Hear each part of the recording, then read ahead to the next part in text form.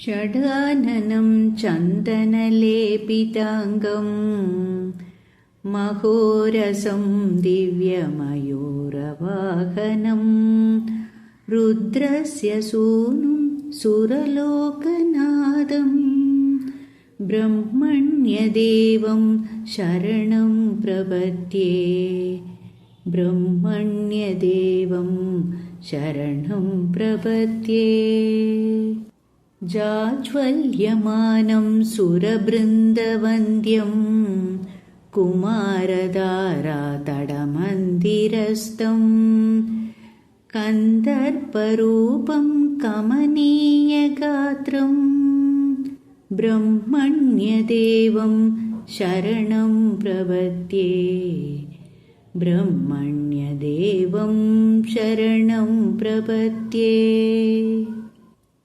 द्विषड्भुजं द्वादशदिव्यनेत्रं त्रयीधनुं शूलमसिन्दधानं शेषावतारं कमनीयरूपं ब्रह्मण्यदेवं शरणं प्रपद्ये ब्रह्मण्यदेवं शरणं प्रपद्ये। सुरारिघोराहवशोभमानं सुरोत्तमं शक्तिधरं कुमारं सुधारशक्त्यायुधशोभिहस्तं ब्रह्मण्यदेवं शरणं प्रपद्ये ब्रह्मण्यदेवं शरणं प्रपद्ये।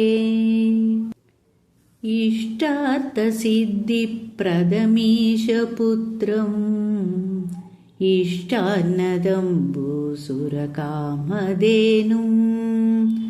गङ्गोद्भवं सर्वजनानुकूलं ब्रह्मण्यदेवं शरणं प्रपद्ये ब्रह्मण्यदेवं शरणं प्रपद्ये।